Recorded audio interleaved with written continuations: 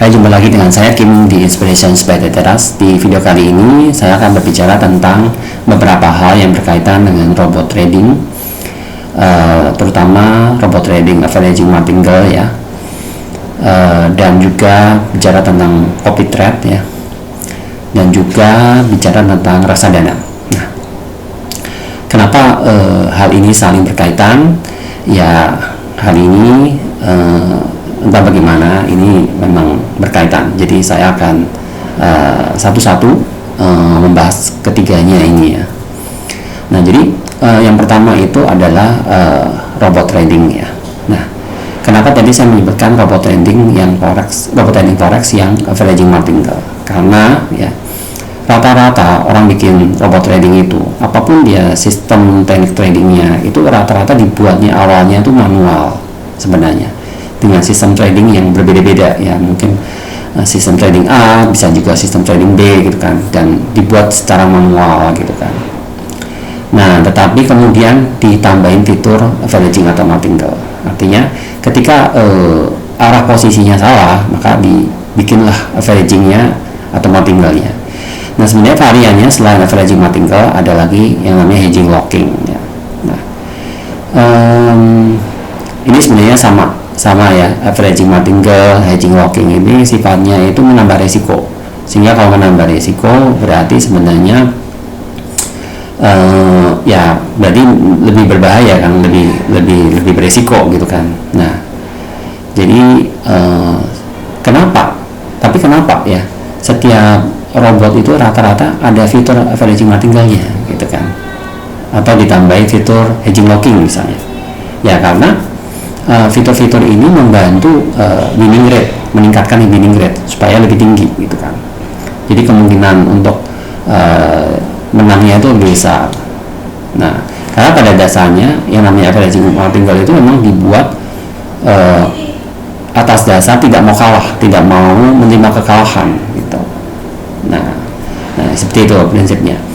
Nah, kenapa kok ditambahin fitur averaging martingale? Karena begini, ketika membuat robot, jadi gini ya, orang-orang yang bikin robot trading itu rata-rata mereka kan sebenarnya punya bisa jadi dia punya kemampuan trader, memang dia seorang trader gitu kan. Kalau dia seorang trader berarti kan dia bisa trading ya, paling nggak dia bisa trading manual gitu ya. Kemudian dia memiliki kemampuan membuat program gitu ya, sehingga dia bisa bikin program EA gitu kan, atau expert advisor yang bisa melakukan instruksi sistem tradingnya dia.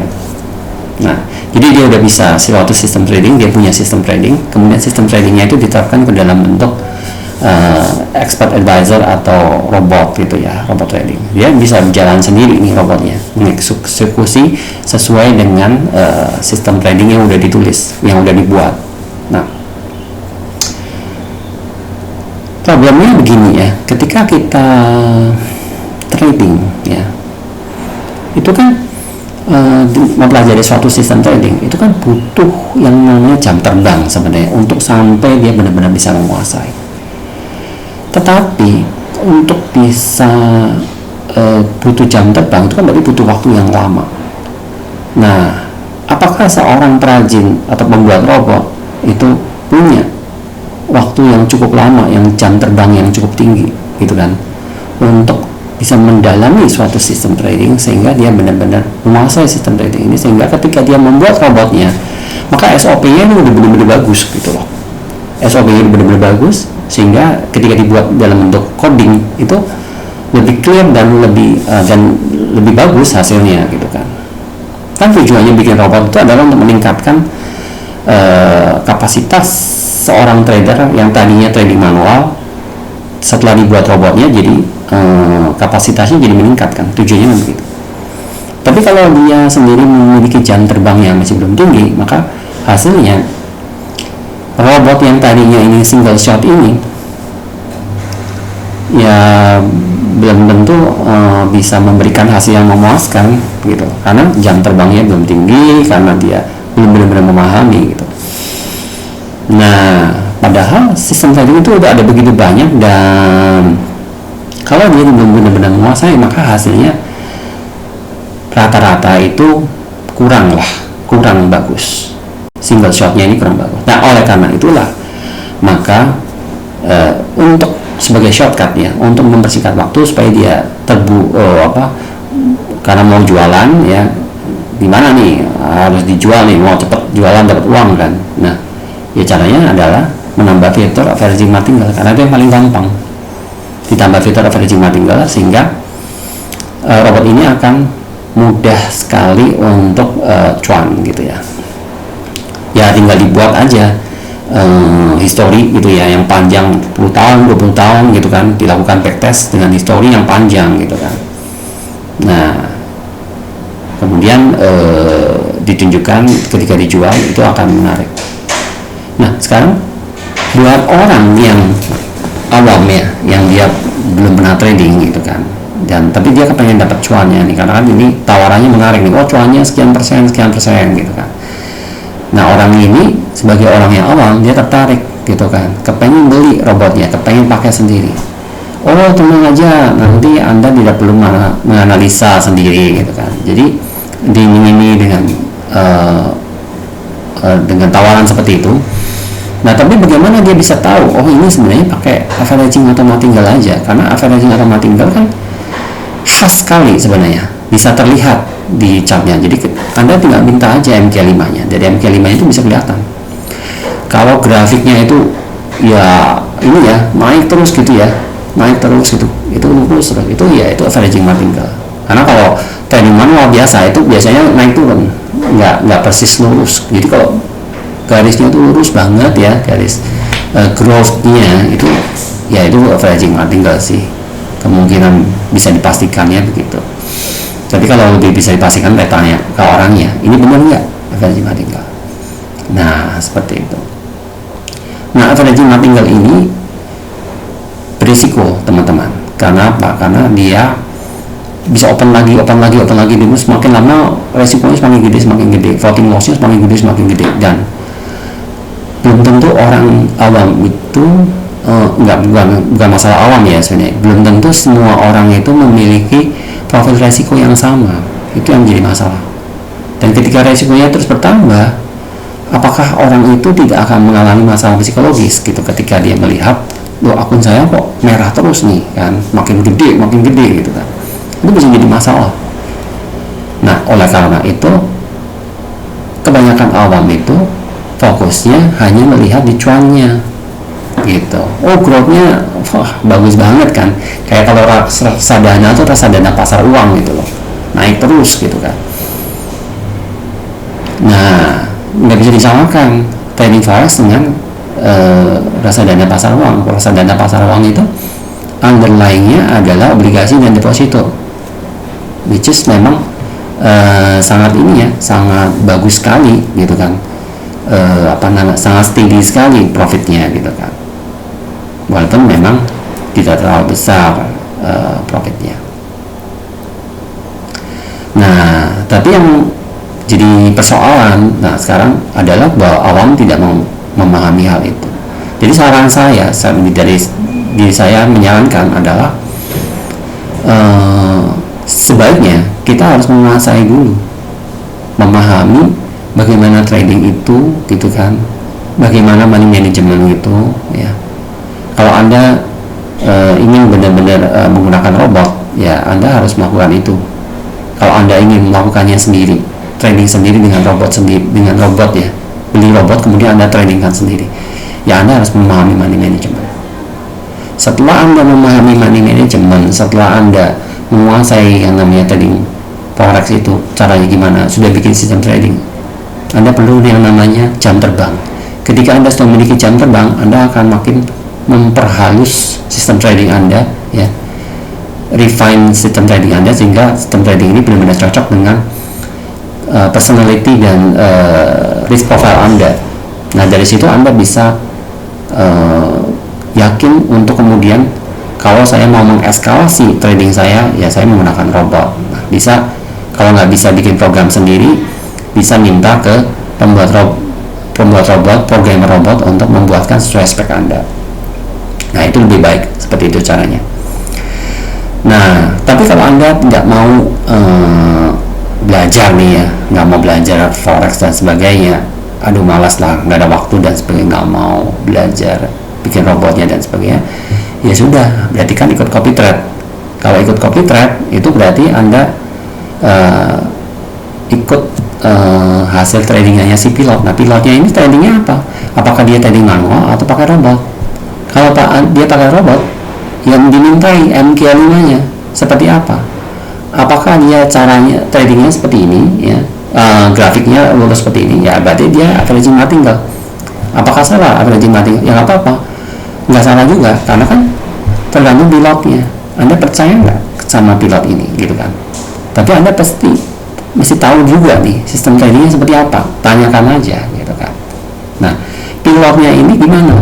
Satu, pilot, Anda trust nggak dengan dia? Berarti kan perlu track recordnya, berarti Anda harus lihat MQ5-nya juga anyway gitu kan, cuannya gimana dan sebagainya, pengelolaan resikonya gimana, drawdown-nya bagaimana nih dari bulan ke bulan, Anda bisa nanggung nggak gitu kan drawdown itu secara psikologi ya, karena kalau drawdown itu kan unrealized gain atau loss. Nah, jadi atau gain atau loss yang belum terrealisasi. Nah, itu satu tradernya. Kemudian yang kedua adalah brokernya. Broker yang digunakan broker apa? Apakah brokernya ini terregulasi dengan baik kah? Apakah broker ini aman nggak dan sebagainya? Nah, ini Anda perlu tahu.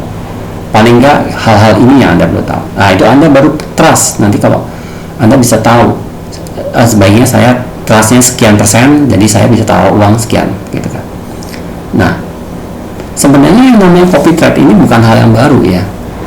Sebenarnya ada di dunia investasi, itu udah umum. Itu yang namanya hedge fund atau manajer investasi.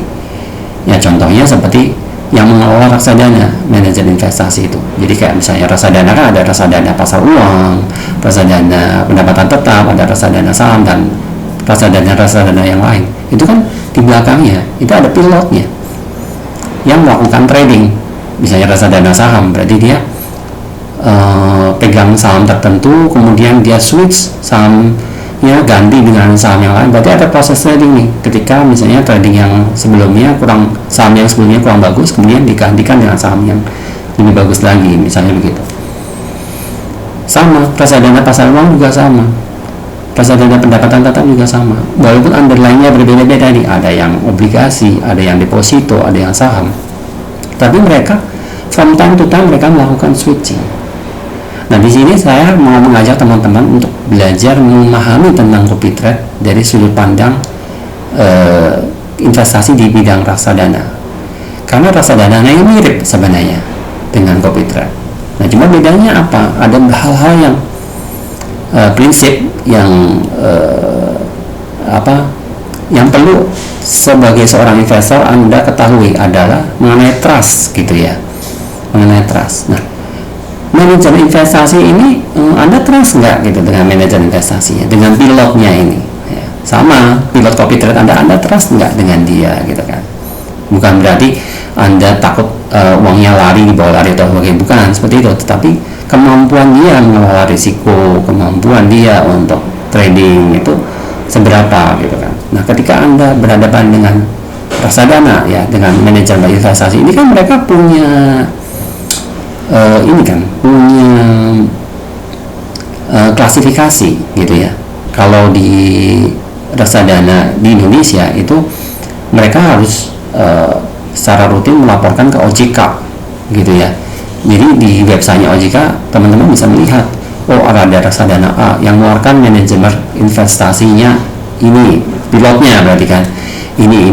Nah, spesifikasinya ini, terus direksinya siapa aja gitu kan, terus kemudian aset yang dipegang, underlying asetnya apa aja gitu, terus komposisinya sekian persen obligasi, sekian persen deposito misalnya, oh sekian persen saham, nah misalnya itu Anda bisa melihat dan Anda bisa menilai.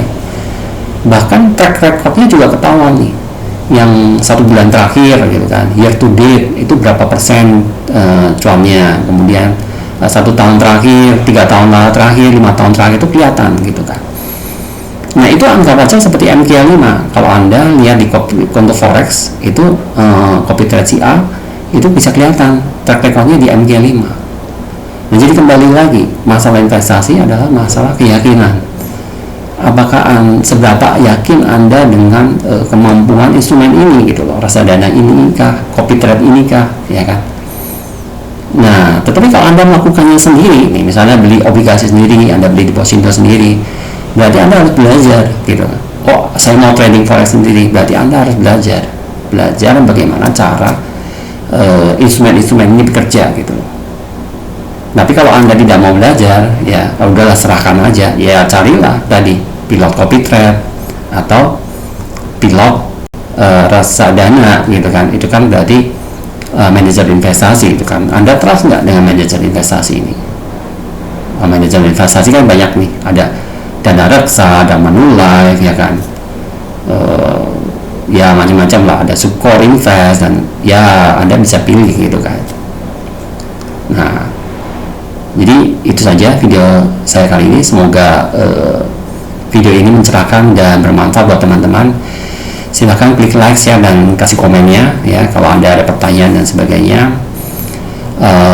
Dan jangan lupa subscribe untuk bisa mendapatkan notifikasi dari video-video saya selanjutnya. Terima kasih, sampai ketemu di video-video saya selanjutnya.